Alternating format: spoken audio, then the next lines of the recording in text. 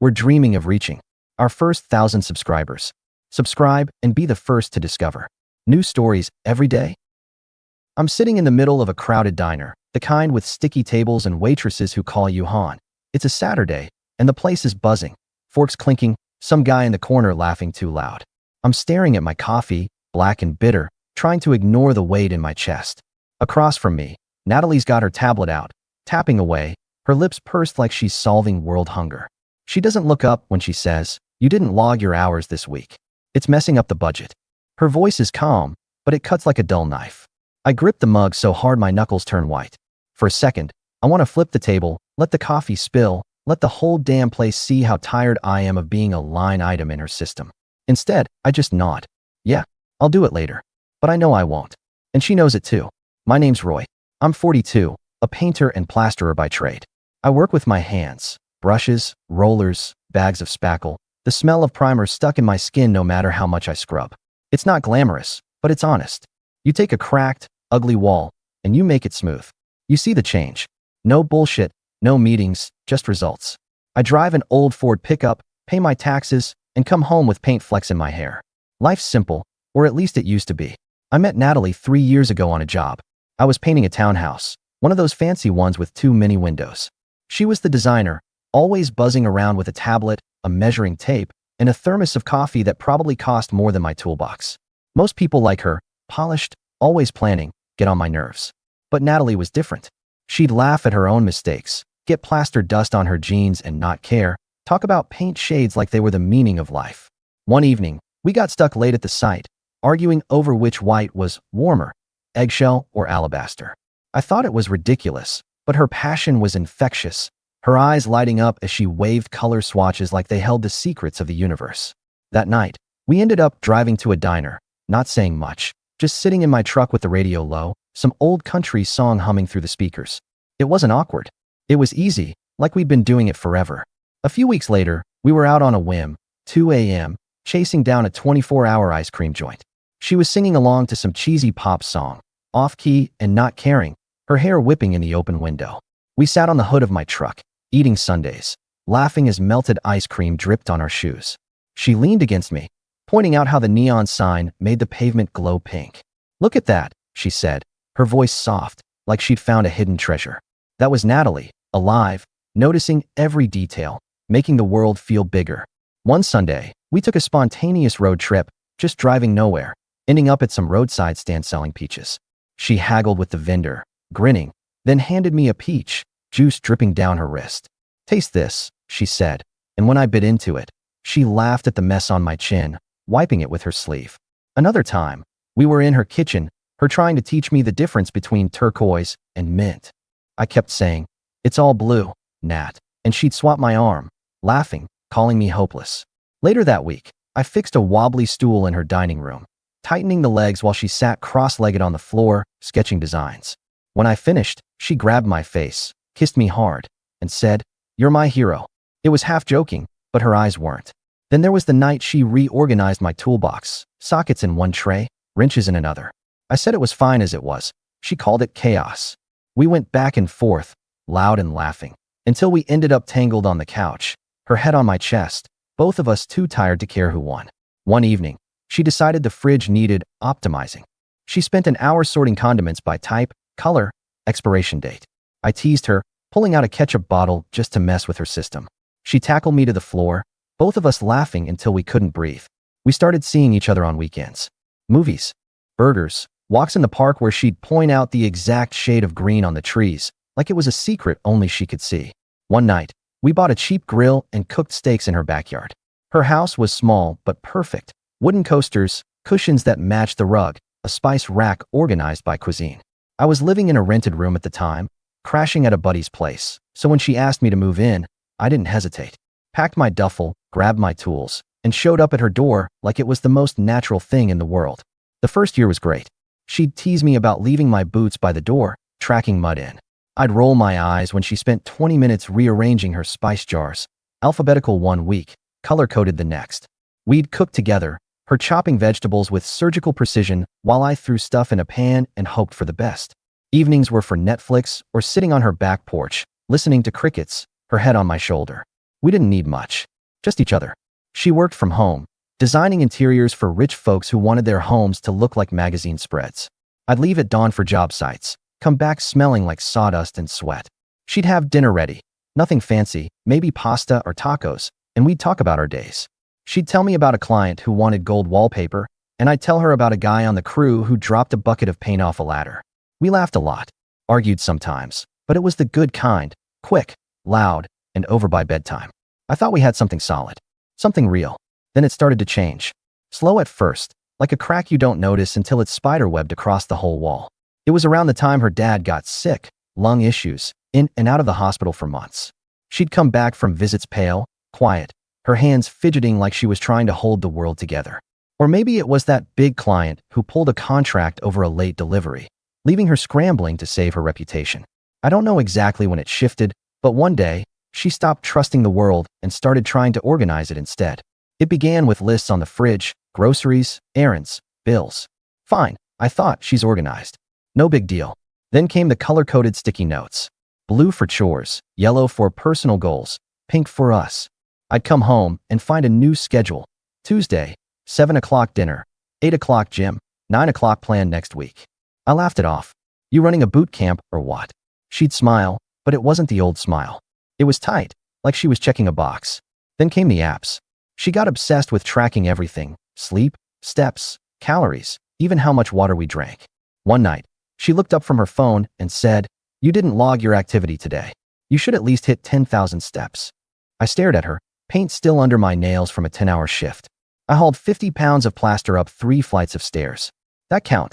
She didn't laugh, just nodded and went back to her screen. Another time, I was telling her about a rough day, some client who kept changing his mind on a paint job.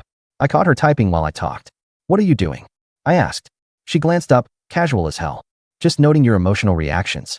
It helps me understand us better." I felt my stomach turn, like I'd been reduced to a data point. Even the dog seemed to flinch when I walked in, like I was off schedule. One evening, I found a new chart on the fridge, an intimacy schedule. Rows for quality time, physical touch, even compliments given. I stared at it, my beer half raised. "What the hell is this, Nat?" She looked up from her tablet, surprised I was upset. "It's just a way to keep us connected. We're busy, Roy. This helps." I set the beer down hard. "You're scheduling when we're allowed to feel something? Like I'm a damn appointment." She frowned, like I was the one being unreasonable. "It's not like that. It's about prioritizing us." I walked out to the porch, let the door slam behind me. The crickets were louder than my thoughts. The spontaneity was gone.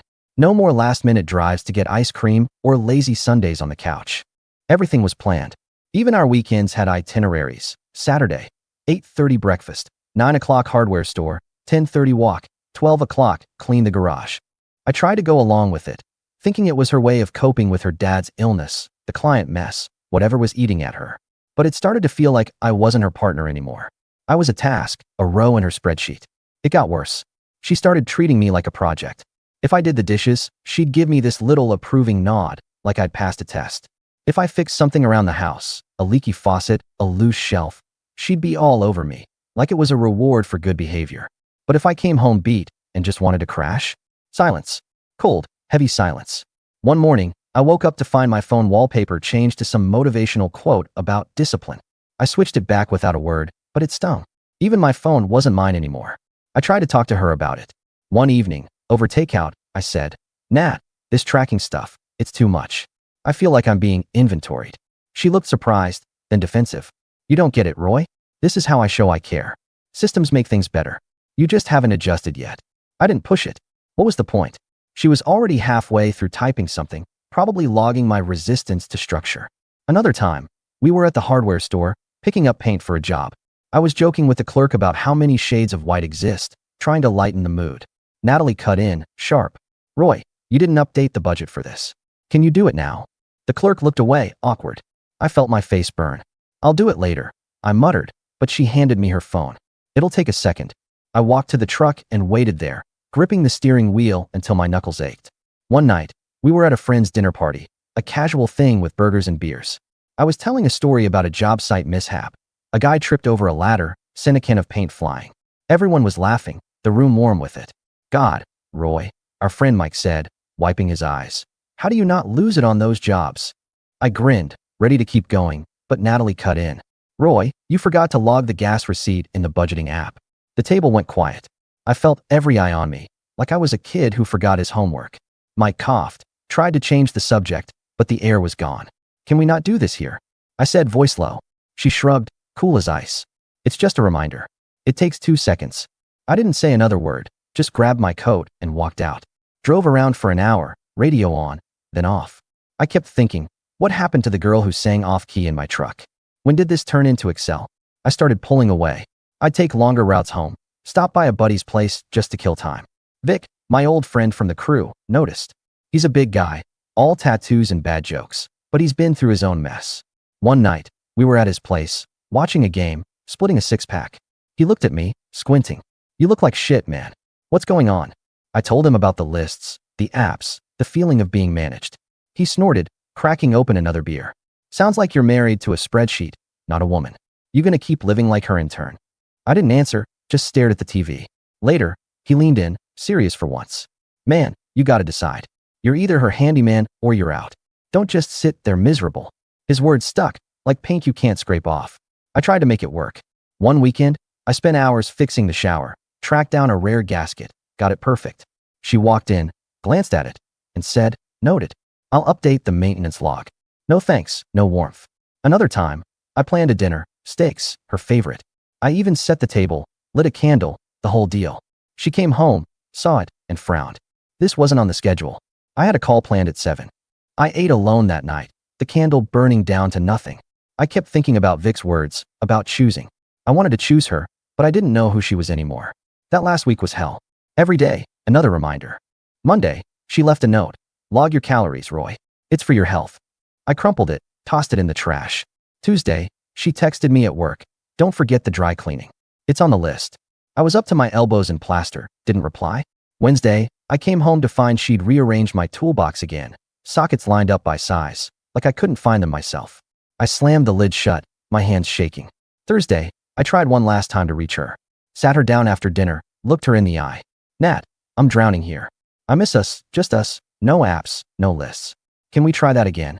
She sighed, like I was a kid who didn't get it. Roy, structure is how we stay together.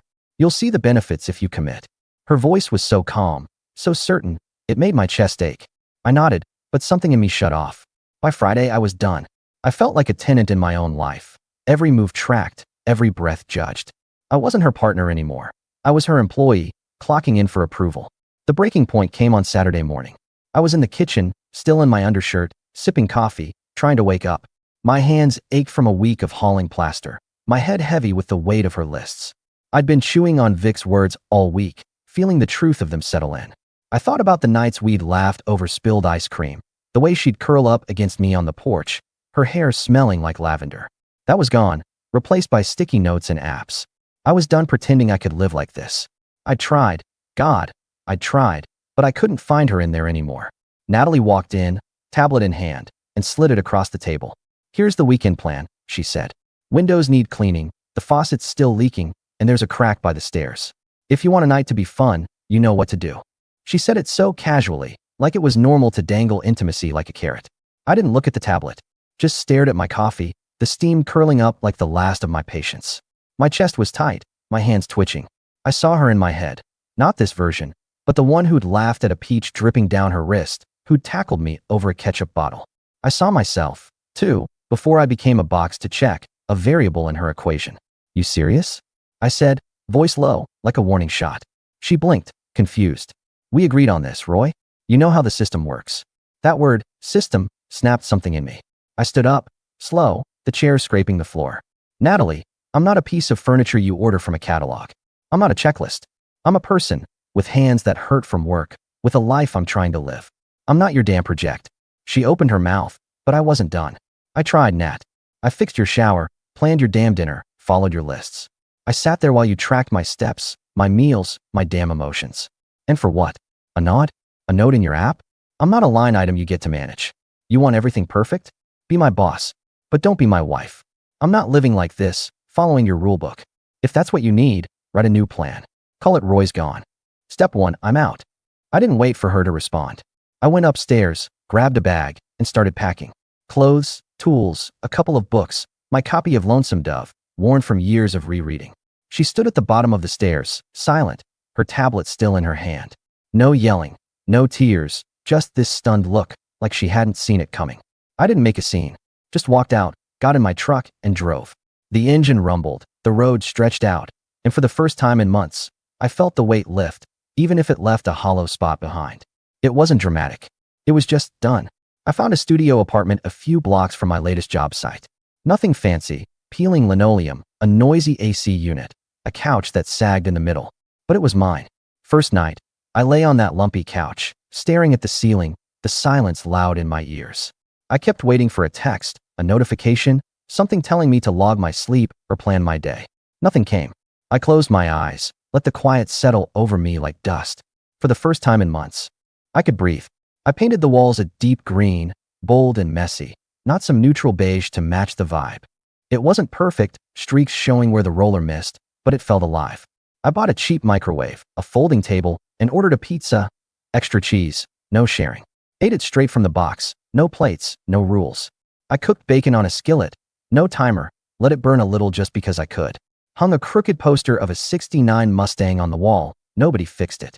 I'd come home from work, crack a beer, and watch some dumb reality show about house flippers, not feeling guilty for wasting time. Even the dog at Vic's place seemed to like me better, wagging his tail like I wasn't late for his walk. I built a routine, simple but mine. Mornings, I'd make coffee, black, no measuring the grounds. Evenings, I'd sit on the fire escape, the city humming below, no one telling me to log my outdoor time. I'd drive to job sites, windows down, radio loud, playing whatever felt right, Springsteen, Cash, sometimes just static. I started noticing things again. The way the light hit a freshly painted wall, the smell of sawdust on a crisp morning. I'd forgotten what it felt like to just be, without a checklist hanging over me.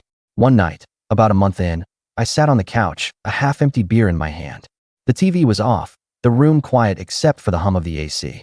I thought about Natalie, not the lists, not the apps, but the way she used to hum while sketching, her voice soft and off-key, filling the room with life. I thought about her laugh, the way it'd bubble up when she dropped something, like that peach juice on her wrist. I wondered if that Natalie was gone for good. If I'd changed too, become someone who couldn't love her anymore. I pulled out my phone, typed her name, started a message. Hey, Nat, you ever think about? Then I stopped. My thumb hovered over the send button, the cursor blinking like a heartbeat. What was there to say? That I missed her? That I didn't know who I missed? I deleted it, tossed the phone on the couch, and leaned back, the silence heavier now. What if I never found that version of her again? What if I wasn't the guy who could try? A week later, I got an email from her. It was polite, almost friendly, but it was her, still trying to manage me from a distance. I noticed you're settling in, it started. Just a tip, a daily planner really helps with structure. I can recommend a good app if you want. I read it twice, my jaw tight, a familiar anger bubbling up. Was she serious? After everything, she was still pushing her systems? But beneath the anger, there was something else, a pang, small but sharp, like I'd hoped for something different. Sorry, or a I miss you. I didn't reply, just deleted it and grabbed another beer, but it sat untouched on the table. I wanted to hate her, but all I could think about was her laugh, the way it used to feel like home. I tried moving on. Vic set me up with a bartender named Jess, a woman with a quick laugh and a sleeve of tattoos. We went to a dive bar, split some wings, the air thick with grease and neon light. She was easy to talk to, told stories about drunk customers and her old motorcycle, her eyes bright with mischief. You're quiet, she said, grinning, leaning on her elbow. Got a story, Roy? I tried to smile, told her about a job where a client wanted his whole house painted neon orange. Like a damn traffic cone, I said, and she laughed, loud and real. You said no, right? She asked. I shrugged, tried to talk him down to eggshell. Didn't work. She laughed again, but my head was elsewhere. I kept seeing Natalie, not the tablet version, but the one who dropped her ice cream and laughed, wiping it off her shoe with a napkin. The one who'd lean into me, no agenda, just us. Sorry, I told Jess, pushing my plate away. I'm not great company tonight. She tilted her head, kind about it. Ex, huh? Been there. You'll figure it out. I paid the tab, drove home, and sat on my couch, the ache settling deeper. I wasn't ready. Not yet. One night, I was at Vic's, the game blaring, his dog sprawled across my feet. I'd had one too many beers, and it all came spilling out. Natalie. The lists, the way I missed her, but didn't know if I could go back. Vic listened, didn't interrupt, just let me talk. I keep thinking about her, I said, my voice rough. Not the one who tracked my damn steps. The one who'd sing in my truck, who'd make a mess and not care. But what if she's gone? What if I'm chasing a ghost? Vic leaned back, scratching his beard. Man, you're still hung up on her. But you gotta ask yourself, can you love the real her, not the one you're remembering? 'Cause people change, and sometimes they don't change back. I didn't have an answer. I drove home, his question turning over in my head like a loose bolt, rattling with every mile. 3 months after I left, there was a knock at my door. I opened it, and there was Natalie. No makeup, in a gray hoodie, hair pulled back like she hadn't slept in days. She looked smaller, like the air had been let out of her. "Can I come in?" she asked, her voice barely above a whisper. I nodded, stepped aside, my heart thudding in my chest. She sat on the edge of my couch, hands in her lap, like she didn't belong there. The room felt too small, the silence too loud. She started talking, her voice steady, like she'd practiced it in front of a mirror. "I've been seeing a therapist for a couple months. I thought I could analyze us, fix us like a project. Like if I planned it right, I wouldn't lose you." She paused, her hands twisting, her eyes fixed on the floor. I was wrong. I thought the lists, the apps, were how I showed I cared. I was scared of losing you, of everything falling apart. My dad's illness, that client pulling out. It felt like the world was slipping. So I tried to control it. Control you. Her voice shook, and she pressed her palms together, hard, like she was holding herself together. "I turned you into data. A checklist. And I hate who I became." She looked up, eyes wet, and I thought she'd stop, slip back into that polished tone she'd mastered. But she didn't. Her voice cracked, raw and unfiltered. "I'd have left me too, Roy. I made you feel like you weren't enough. Like you were just a variable. I don't blame you for walking out." She choked on a sob, covered her face with her hands, her shoulders shaking. It was the first time I'd seen her lose control in years. The first time she wasn't trying to manage the moment. "I'm not here to fix it with a plan," she said, her voice muffled, breaking. "I just want a chance to be us again. No apps, no schedules. Just me, trying to listen. If I haven't ruined it for good." I leaned forward, elbows on my knees, my throat tight. I saw her, the Natalie who'd laughed at spilled ice cream, who'd kissed me for fixing a stool.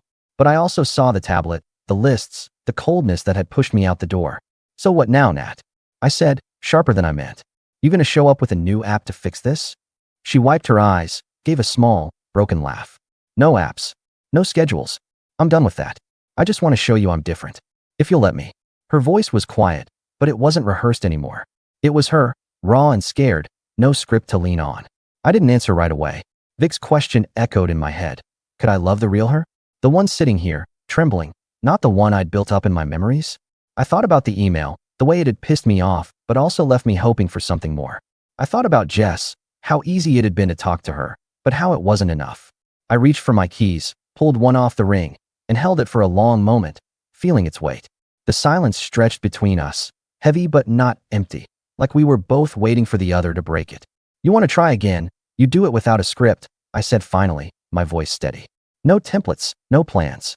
Just you. The real you. Can you do that?" She nodded, eyes steady despite the tears. "I can try. I will." I slid the key across the table, slow, watching her face. "This doesn't mean I'm back," I said. "But come by sometimes. We'll talk. See what happens." She took the key, her fingers trembling, and held it like it might shatter. She stood, stepped toward me, and hugged me, her breath warm against my shoulder. Not tight, not desperate, just human. I didn't pull away, but I didn't hold her back either. I wasn't sure what I felt, not yet. 2 months later, things were different. Not fixed, not perfect, but different. She'd come over, no tablet, no agenda. We'd make breakfast, her burning the bacon, me laughing about it. One morning, she forgot the toast on the stove, smoke curling up, and instead of panicking, she just laughed and opened a window. "Old me would have set a timer," she said, grinning. I smirked. "Old you would have had a spreadsheet for toast by now." She swatted my arm, and for a second, it felt like the old days, before the lists. We'd watch old action movies, her groaning at the cheesy one-liners. "This is terrible," she'd say, tossing popcorn at the screen. "You love it." I'd shoot back, and she'd laugh, her head tipping back. One night, I spilled ketchup on the couch, and instead of freaking out, she handed me a napkin and laughed. "Progress," I said, and she rolled her eyes, but her smile was real. We didn't move back in together. I kept my studio, she kept her house. We were taking it slow, learning each other again, feeling out the edges of this new thing we were building.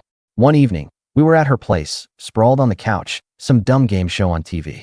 She was trying to make popcorn, but she forgot it on the stove, and the smell of burnt kernels filled the kitchen. She didn't flinch, just dumped it in the trash and curled up next to me, her head on my shoulder. You know, she said, her voice light. I used to time how long we'd sit like this. Like it was data. I raised an eyebrow. And now? She smiled, her fingers tracing the seam of my sleeve. Now I just want it to last. I looked at her, hair messy, no tablet in sight, and felt something settle in my chest, like a knot loosening. But I wasn't naive. The lists were gone, but the scars weren't. One night, after she left my place, I sat on the couch, phone in hand, her name on the screen. I typed, "I'm glad you're back, Nat. The real you." My thumb hovered over the send button, but I didn't press it. I deleted it, set the phone down, and leaned back, the AC humming in the quiet. I wasn't ready to say it out loud. Not yet. I wanted to believe in her, in us, but I needed time to be sure it wasn't just another plan. A week later, we were at her place, cooking dinner. She was chopping onions, tears streaming down her face. Not from sadness, just the damn onions. I was stirring a pot of sauce, probably burning it. She laughed, wiping her eyes with her sleeve. We're a mess, aren't we? I grinned, stirring harder. Yeah, but it's our mess. She looked at me, her smile softening, and set the knife down. I don't want to optimize us anymore, Roy. I just want to feel this. I set the spoon down, took her hand, and really looked at her. The Natalie who'd sing off-key, who'd burn popcorn and laugh, who showed up scared but honest. Not the planner who tracked my steps. I still love you, Nat, I said, my voice low but sure. Not the version with the checklist,